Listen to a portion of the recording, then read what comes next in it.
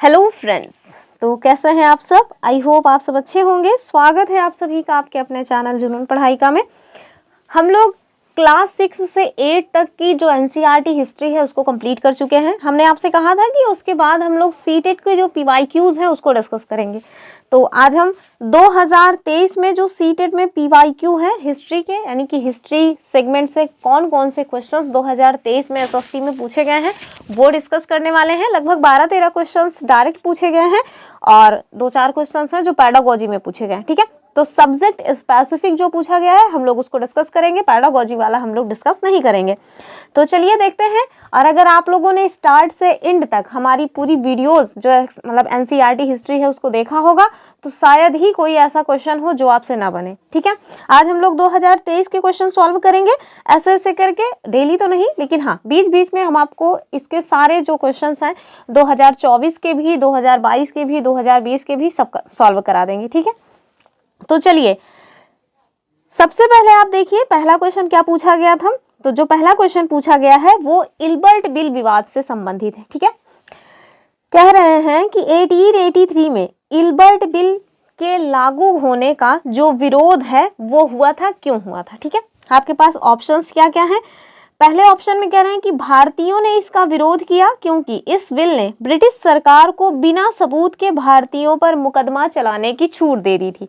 तो क्या मैंने ऐसा कुछ बताया था, क्योंकि मैंने इल्बर्ट बिल क्या था, कब आया था, क्यों आया था और क्यों इसका विवाद हुआ था, सब बताया हुआ है अपने मतलब वीडियोज में। ठीक है, तो क्या ये इसका कारण था? नहीं ना। हाँ, ये जो मतलब विरोध इसका हुआ, अभी पहले पूरा ऑप्शंस देख लेते हैं फिर बताते हैं कि पहला वाला ऑप्शन किससे रिलेटेड है।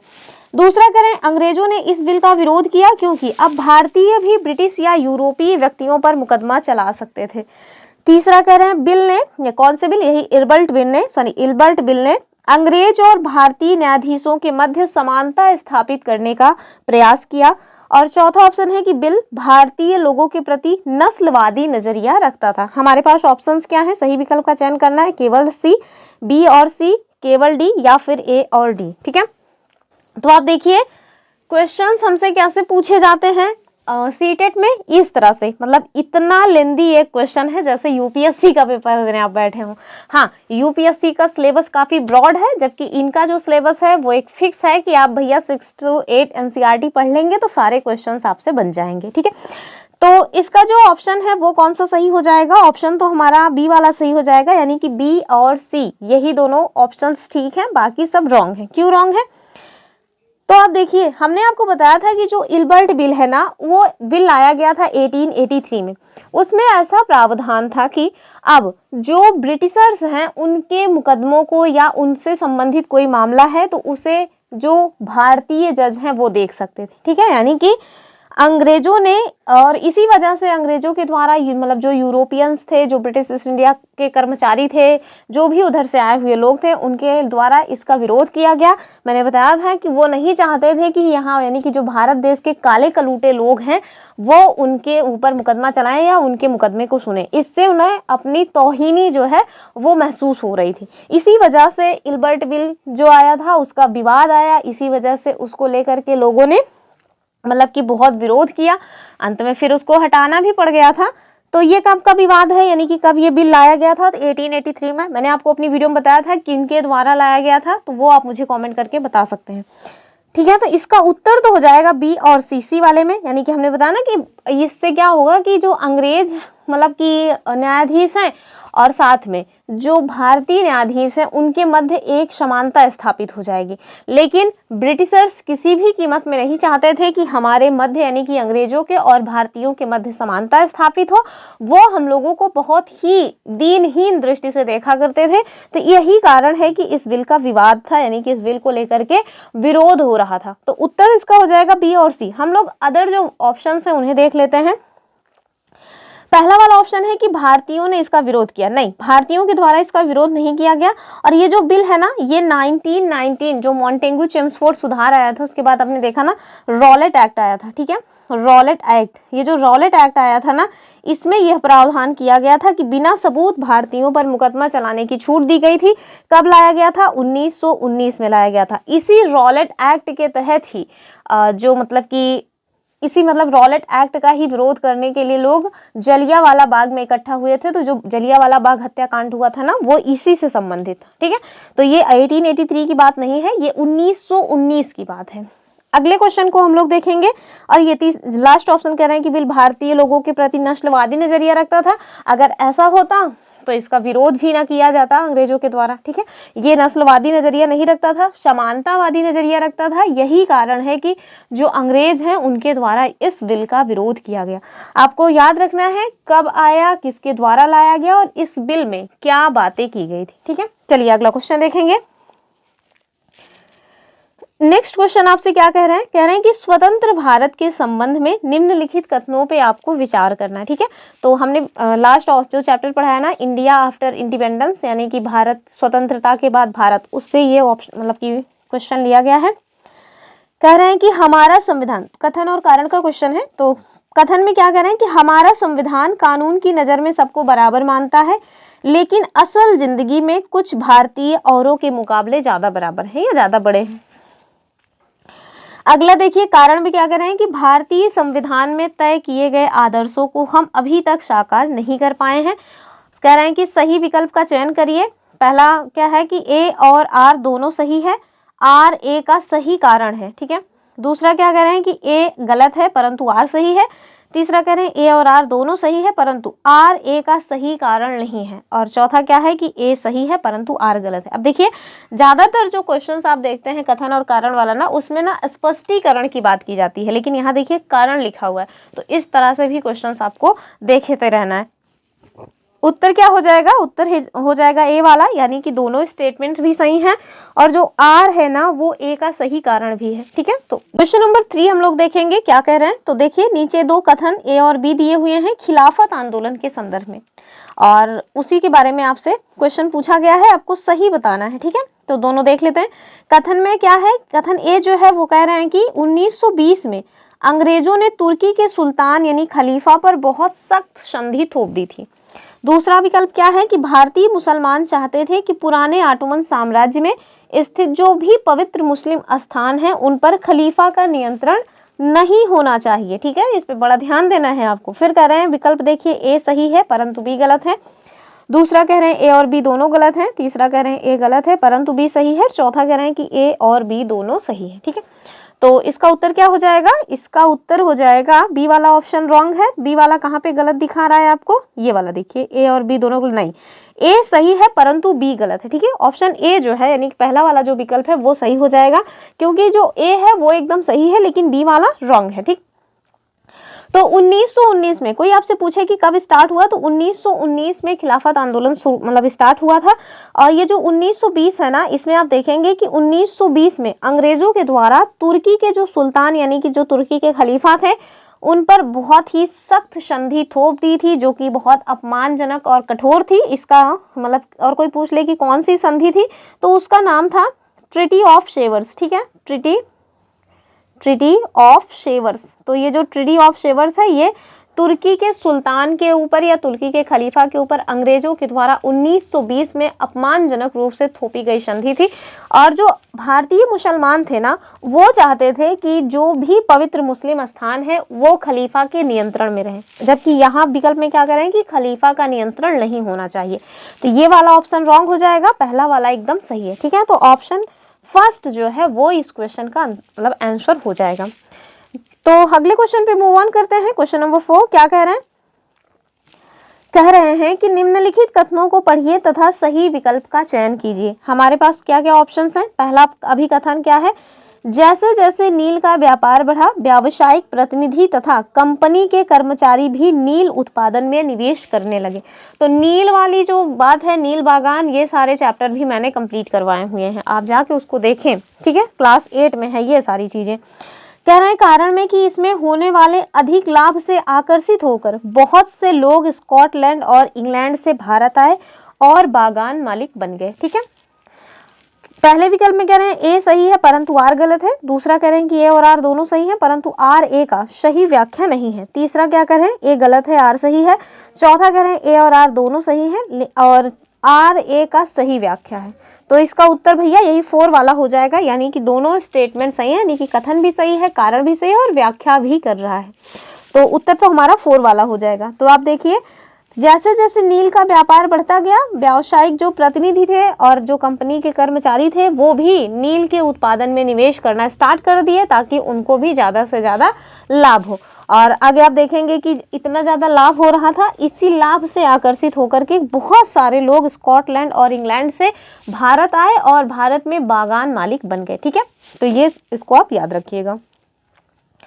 अगला क्वेश्चन हम लोग देखेंगे, क्वेश्चन नंबर 5। और हाँ, हमने ये भी बताया था कि इन्हीं सब चीज़ों से आप देखेंगे कि नील की खेती करने से ना जो किसान थे वो बहुत परेशान थे। क्यों? क्योंकि अगर एक बार आप उस खेत में नील की खेती कर लें तो आगे चल करके उसमें धान वगैरह की फसल आप नहीं उगा सकते थे, क्योंकि जो नील है उसकी जड़ें काफ़ी लंबे जाती थी। और आज की तरह उस टाइम पे इतने सारे हथियार औजार नहीं थे, ट्रैक्टर वगैरह की इतनी व्यवस्था नहीं थी कि आप उसको पूरा मतलब बुलाएंगे बुलडोजर और उसका सारा जड़ वगैरह निकलवा के फेंकवा देंगे। तो आज ये व्यवस्था है, उस टाइम पे नहीं थी। अब जैसे मेरे पापा एक खेत में पॉपुलर का पेड़ लगवाए थे, तो बहुत सालों से लगा हुआ था, उसमें मतलब फसल वगैरह कुछ होने की चांस ही नहीं थी। तो फिर उसको ना जेसीबी बुला करके एक एक पेड़ उसका निकलवाना पड़ा। तो उसी तरह से जब नील की खेती करते थे तो नील की खेती में जो उसकी नील की जड़ें हैं उसकी मतलब धरती के काफ़ी अंदर तक चली जाती थी। तो आप उसको फावड़ा कुदाल से उतना नहीं निकाल सकते ना, इंसान कितना श्रम करेगा। मशीन है तो भाई कुछ भी कर ले जाती है। तो इस वजह से आगे चल करके 1859 में नील विद्रोह भी हुआ था। ठीक है, चलिए अगला क्वेश्चन देखें, क्वेश्चन नंबर 5। कह रहे हैं कि निम्नलिखित में से कौन से कथन बुद्ध के उपदेशों से संबंधित है, यानी कि बुद्ध के उपदेश के रूप में कौन सा स्टेटमेंट सही है। तो मतलब मैंने पढ़ाया हुआ है बौद्ध धर्म और जैन धर्म, तो वहीं से ये क्वेश्चन बना हुआ है बौद्ध धर्म से। पहला विकल्प क्या है? कह रहे हैं कि हमारे दुख और कष्ट हमारे पिछले जन्मों के परिणाम हैं। तो क्या भगवान बुद्ध ऐसा कुछ बताते थे? ऐसा तो मैंने तो फाइनली भाई नहीं पढ़ा है कि भगवान बुद्ध ऐसा कुछ बताते थे कि आज हम जो कष्ट भोग रहे हैं वो हमारे पुनर्जन्मों का कर्मों का फल है। तो ये तो हमारी जो हिंदू धर्म की विचारधारा है ना उसमें आपको देखने को मिलता है, तो ये बात एकदम गलत है। ठीक है, बौद्ध धर्म में ऐसा कुछ भी नहीं था। दूसरा कह रहे हैं कि हमारे कष्ट और दुख हमारी लालसाओं और इच्छाओं की वजह से है, तो एकदम सही बात है। जो भगवान बुद्ध हैं, महात्मा बुद्ध हैं, उनके द्वारा यही बताया गया है कि आज हम जो भी कष्ट है, हम जो भी कष्ट को भुगत रहे हैं वो हमारी इच्छाओं और लालसाओं का ही परिणाम है। ठीक है, यानी कि अगर हम लोग इच्छा ना करें तो हमें दुख ना हो, इच्छा होती है, पाने की इच्छा होती है, नहीं मिलता है, दुख में डूब जाते हैं। तो हमारी इच्छाएं ही हमारी समस्याओं का मेन कारण है, ऐसा भगवान बुद्ध के द्वारा कहा गया। फिर कह रहे हैं कि तो देखिए आपको बी वाला ऑप्शन तो होना ही चाहिए, तो इससे ये वाला ऑप्शन कट गया। ठीक है, बी वाला ऑप्शन इसमें नहीं है, इस वजह से कट गया। और ए वाला जहां जहां है उसको वैसे ही निपटा दो। देखिए केवल 2 ऑप्शन से हमको इसका उत्तर मिल गया। ठीक है, ऑप्शन फर्स्ट वाला सही हो जाएगा, यानी कि सी वाला आपको पढ़ने की जरूरत ही नहीं थी, आपको उत्तर इसका मिल गया था और आप आगे बढ़ सकते थे तुरंत। अगले में क्या कह रहे हैं, अगला हम लोग तो देख ही लेंगे ना, क्योंकि हम लोग डिस्कस कर रहे हैं। कह रहे हैं कि एक खुशहाल जीवन के लिए बुद्ध के सभी अनुयायियों को उनके उपदेशों को मानना और पालन करना आवश्यक था। तो ये बात भी एकदम सही है, विकल्प 1 जो है वो ठीक हो जाएगा। अगला क्वेश्चन देखेंगे, क्वेश्चन नंबर 6। आप महाजनपद से शायद क्वेश्चन आया है ना? नहीं, अभी यूरोप मतलब जो यूरोपीय कंपनियों का आगमन हुआ है उसी से क्वेश्चन है, यानी कि क्लास 8 से ये क्वेश्चन बना हुआ है। क्लास 8 की जो NCERT हिस्ट्री है वहां से। क्या कह रहे हैं कि 16वीं और 17वीं शताब्दियों में यूरोपीय बाजारों में भारतीय कपड़ों की मांग में तेजी आने से भारत के बुनकरों में निम्नलिखित में क्या परिवर्तन आए। हमारे पास ऑप्शंस क्या है? कह रहे हैं कि अधिकाधिक लोगों ने कताई, धुलाई और रंगाई का धंधा अपना लिया। अच्छा, फिर कह रहे हैं शिल्पकारों ने कामकाज में स्वतंत्रता में बढ़ोतरी देखी। फिर कह रहे हैं डिजाइनों में बहुलता और शिल्पकारों की कलात्मकता में बढ़ोतरी हुई। और चौथा है कि एजेंटों से पहले ही पेशगी लेकर के काम करने की नई प्रणाली स्टार्ट हुई। अगले ऑप्शन देख लीजिए, ए और डी सही है, बी और सी सही है, सी और डी सही है, ए और बी सही है। ठीक है, उत्तर क्या हो जाएगा? तो आप देखिए ऑप्शन देख के समझ आ रहा है केवल 2 ही विकल्प सही हैं, वो 2 विकल्प कौन से हैं यही आपको चूज करना है। तो भैया इसका उत्तर ना कौन सा, ए और डी कहीं दिख रहा है? हाँ ये देखिए डी मतलब दिख रहा है फर्स्ट वाले ऑप्शन में, तो ए और डी सही हो जाएगा। यानी कि 16वीं 17वीं शताब्दी में जब यूरोप की बाजारों में भारतीय कपड़ों की डिमांड बढ़ी तो भारत के जो बुनकर थे उनके द्वारा जो ज़्यादा से ज़्यादा लोग थे वो कताई, धुलाई और रंगाई वाला धंधा अपना लिए और एजेंटों से पहले ही पेशगी लेकर के जो मतलब कि काम करने वाली एक नई प्रणाली है वो स्टार्ट हुई। ठीक है, तो ये आप देख लीजिएगा। हालांकि मैंने कराया है पर इसमें ज़्यादा डिटेल में क्वेश्चन पूछा गया है, आगे हम फिर कराएंगे तो उसमें कवर कर लेंगे। ठीक है, आप लोग एक बार प्लीज़ मैं आपसे रिक्वेस्ट करती हूँ, जो मैंने क्लास 6 से 8 तक की एनसीईआरटी मतलब हिस्ट्री कराई है, आप उसको देख लें। अभी बहुत समय है, मात्र 35 क्लासेस मैंने ली हैं और बहुत लेंदी क्लासेस भी नहीं है, 35-40 मिनट ऐसे ही क्लासेस हैं। आप उसको एक बार देख लेंगे तो बहुत सारी चीज़ें, बहुत सारे कन्फ्यूजन्स, बहुत मतलब सिलेबस का ज़्यादातर हिस्सा तो वैसे ही कवर हो जाएगा आपका। क्वेश्चन नंबर 7 हम लोग देख लेते हैं। कह रहे हैं कि निम्न जातियों की दुर्दशा पर ज्योतिबा राव फुले ने 1873 में जो किताब लिखी थी वो किसको समर्पित है? हमारे पास ऑप्शंस क्या है? भारत के उपनिवेशवाद विरोधी आंदोलन के राष्ट्रवादियों को, दूसरा कह रहे हैं भक्ति गायकों को, और तीसरा कह रहे हैं अमेरिकी गृह युद्ध में दास प्रथा का विरोध करने वाले कार्यकर्ताओं को, चौथा है ब्रह्म समाज को। ठीक है, तो ये सामाजिक सुधार आंदोलन जो हुआ है उससे ये क्वेश्चन बना हुआ है। तो आप देखिए, हमने आपको बताया था कि ज्योतिबा राय फुले जी के द्वारा एक पुस्तक लिखी गई थी जिसका नाम था गुलामगिरी। ठीक है, तो उस गुलामगिरी में जो निम्न जाति के लोग हैं उनकी दुर्दशा का वर्णन किया गया है, और उसमें अमेरिकी गृह युद्ध में जो भी दास प्रथा का विरोध करने वाले कार्यकर्ता थे उनको एक तरह से मतलब कि श्रद्धा सुमन अर्पित किया गया। कुल मिला के उनको ये पुस्तक समर्पित की गई। ठीक है, तो ये पॉइंट आप देख लीजिए। अगला क्वेश्चन हम लोग देखेंगे। क्वेश्चन नंबर नेक्स्ट क्या कह रहे हैं? कह रहे हैं कि क्वेश्चन नंबर 8 में आप बताओ कि 19वीं सदी के दूसरे अर्ध यानी कि उत्तरार्ध में, ठीक है, अब बहुत सारे लोगों को दूसरे अर्ध का मतलब ही नहीं समझ आएगा, तो देखिए 19वीं सदी का पूर्वार्ध हम लोग पढ़ते हैं और 19वीं सदी का उत्तरार्ध हम लोग पढ़ते हैं, तो वही उत्तरार्ध की बात हो रही। कह रहे हैं कि 19वीं सदी के दूसरे अर्ध तक गैर ब्राह्मण जातियों के भीतर से भी लोग जातीय भेदभाव के खिलाफ आवाज उठाने लगे और सामाजिक समानता और न्याय की मांग करते हुए आंदोलनों की शुरुआत की। तो सामाजिक सुधार आंदोलन से है, ये क्वेश्चन मैंने आपको पढ़ाया हुआ है ऑलरेडी। फिर कह रहे हैं कि मध्य भारत में सतनामी आंदोलन की शुरुआत घासीदास जी के द्वारा की गई थी, जिन्होंने चमड़े का काम करने वालों के बीच काम किया और उनको संगठित किया तथा उनकी सामाजिक स्थिति में सुधार लाने के लिए आंदोलन किया। दोनों के दोनों स्टेटमेंट सही हैं, मैंने बहुत अच्छे से ये सारे पॉइंट्स कवर करवाए हैं सामाजिक सुधार आंदोलन में। आप जाके उसको जरूर देखें, क्लास 8 में है मेरे ख्याल से। सही विकल्प बताना है भैया, तो दोनों मतलब ये। हाँ, एक बात और देख लीजिए, ऑप्शंस में भी चेंजेस हुआ है। चेंजेस में इसके पहले वाला जो हमने इस टाइप का क्वेश्चन देखा था उसमें कह रहे थे कि कथन का ये कारण है, और इसमें क्या कह रहे हैं कि कथन का यह उदाहरण है। अर्थात कथन में है कि 19वीं सदी के जो उत्तरार्ध है उसमें गैर ब्राह्मण जातियों के भीतर से भी लोग जातीय भेदभाव के खिलाफ आवाज उठाने लगे थे, और उसका ये एग्जाम्पल है कि नहीं? तो हाँ भैया, एग्जाम्पल है। जैसे उस एग्जाम्पल में आपको बताया गया कि मध्य भारत में शतनामी आंदोलन की शुरुआत की गई थी, किनके द्वारा? तो गुरु घासीदास जी के द्वारा। ठीक है, तो ये हमें ये भी देखना है ना कि हमसे एग्जैक्टली ऑप्शंस में क्या दिया गया है, उसमें क्या पूछ रहा है, कथन कारण का क्वेश्चन है या फिर कथन उदाहरण का क्वेश्चन है। ठीक है, तो चलिए इसका उत्तर देख लेते हैं। तो हो जाएगा भैया 4 वाला कि दोनों कथन और कारण सही हैं और बी जो है वो ए का उदाहरण है। ठीक है, ऑप्शन 4।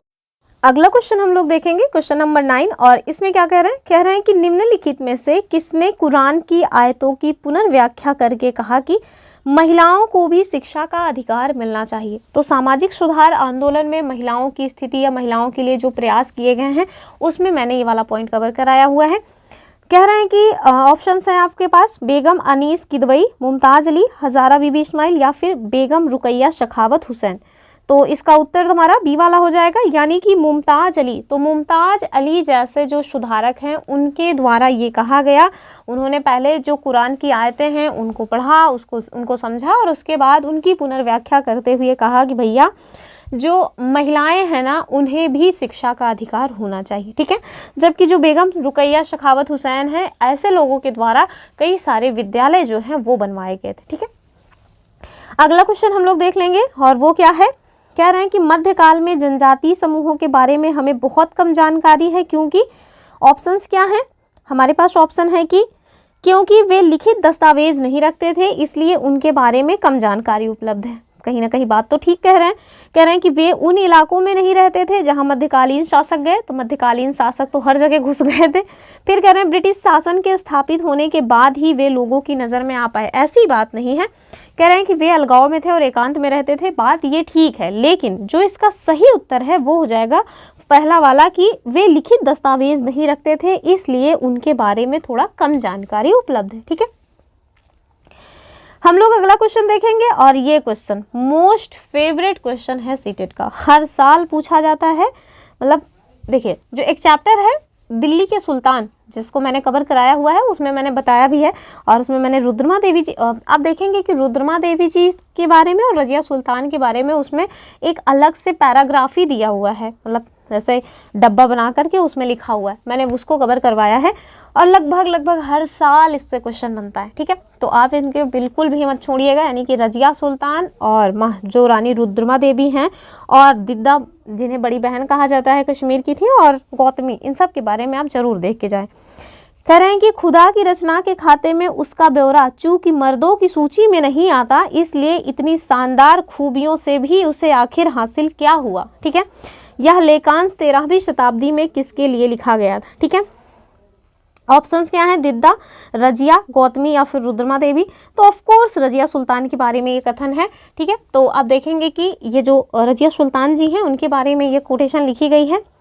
और इसे ना और एक तरह से पूछा जाता है कि यद्यपि उसमें एक मतलब कि शासक बनने की सारी खूबियाँ थी, उसके बावजूद भी चूँकि वो महिला थी इस वजह से वो शासक नहीं बन सकती थी, यानी कि वो शासक बनने की काबिलियत उसमें नहीं थी। मतलब क्वालिफिकेशंस जो भी चाहिए एक शासक की, एक बेहतरीन शासक बनने की, वो सारी चीज़ें रजिया में थी, पर उनका जेंडर अकेले मतलब फीमेल थी, वो मेल होती तो उनसे अच्छा शासक शायद कोई दिल्ली सुल्तान में ना होता। इस तरह की बातचीत की गई है। ये जो स्टेटमेंट है इसको मतलब घुमा के इस तरह से भी पूछा जाता है। ठीक है, आप मुझे कमेंट करके बता सकते हैं कि यह कथन किनके द्वारा दिया गया है और कहाँ पे दिया गया है। एक पुस्तक है जहाँ पे उनके द्वारा एक दिया गया है और वो मतलब मैंने ऑलरेडी बताया हुआ है। अगला क्वेश्चन हम लोग देखेंगे, question number next, question number 12 क्या कह रहा है। कह रहे हैं कि 12वीं शताब्दी में प्रयुक्त प्रौद्योगिकी के संबंध में निम्नलिखित में से कौन सा कथन सही है। हमारे पास ऑप्शंस क्या है, मेहराबों का निर्माण अधिरचना के भार को स्थानांतरित करने के लिए किया जाता था। दूसरा कह रहे हैं मेहराब का मध्य भाग आधारशिला कहलाता था। ऑप्शंस क्या हैं, केवल एक सही है, केवल मतलब ना तो एक ना तो दो सही है, और केवल बी सही है या फिर दोनों ही सही है। तो ये वाला चैप्टर मैंने मतलब बहुत ऊपर ही करवा दिया था, मुझे आइडिया नहीं था कि मतलब इतना डीप में इसमें क्वेश्चन पूछा जाता है, तो इसको मैं फिर से ज़रूर कराऊंगी। तो इसका जो सही उत्तर है वो तो हो जाएगा हमारा ऑप्शन ए वाला, यानी कि पहला जो स्टेटमेंट है वो सही है। दूसरा क्यों गलत है, कह रहे हैं कि मेहराब का मध्य भाग आधारशिला। वैसे इसको कॉमन सेंस से भी किया जा सकता है। आधारशिला का मतलब जो आधार पे होना चाहिए, और ये कह रहे हैं मध्य भाग।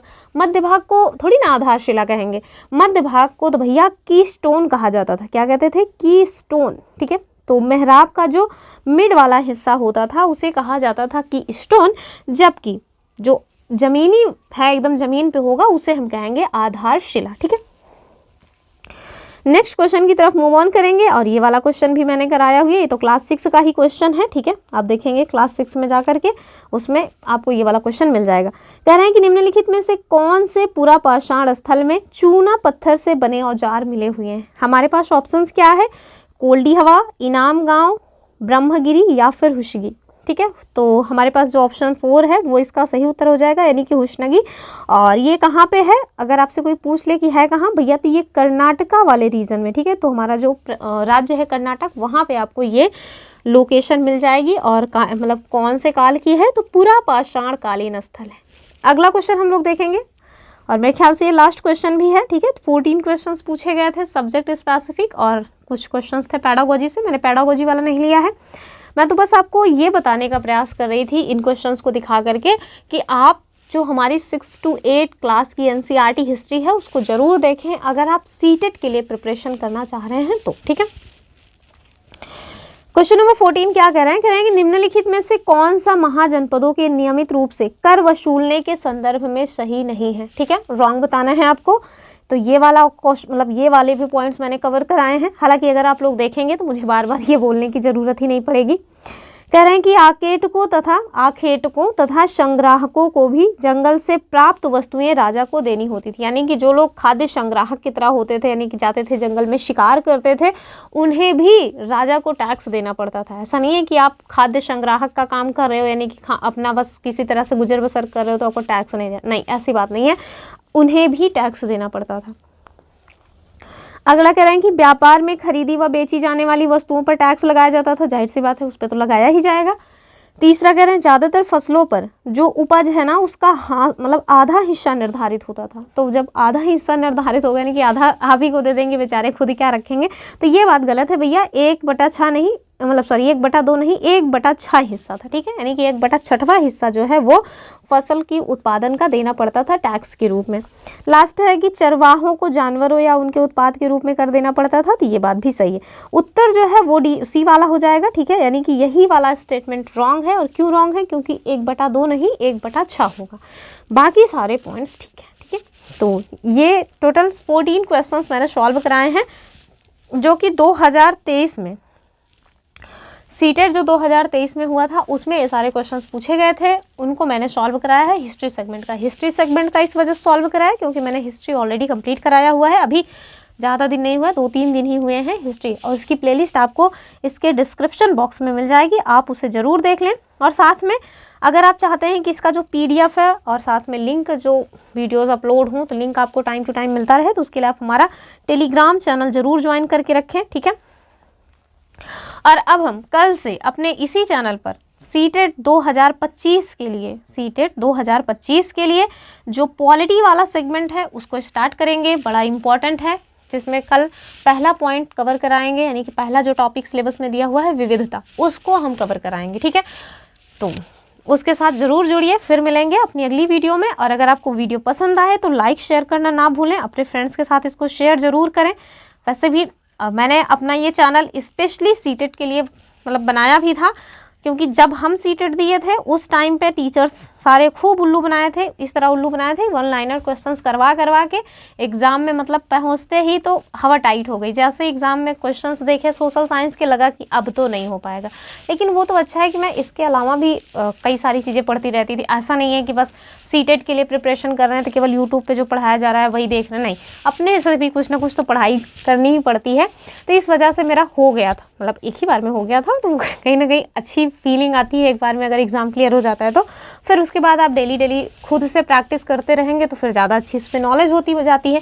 तो इस वजह से हम चाह रहे हैं कि ये जो 1 लाइनर वाला फंड, मतलब कि 1 लाइनर का जो चल रहा है ना, क्या बिज़नेस चल रहा है एक तरह से, तो 1 लाइनर वाला जो बिज़नेस है उसको जोड़ करके हम लोग सच में 1200 रुपये 1500 रुपये हमें फ़ीस देनी पड़ती है एक बार एग्ज़ाम देने के लिए, तो उसको एक ही बार में वसूल लें। कुछ लोग तो ऐसे हैं जो कई बार से एग्ज़ाम दे रहे हैं, उनका नहीं हो रहा है, तो उनके लिए ये चैनल मैंने बनाया हुआ है। आप इस पे SST के लिए एकदम निश्चिंत होकर के यहाँ पे क्लासेस ले सकते हैं। और अगर आप उसके साथ NCERT खुद से भी पढ़ लेंगे तो फिर सोने पे सुहागा है, ठीक है। तो चलिए फिर मिलेंगे अपनी अगली वीडियो में, तब तक के लिए जय हिंद।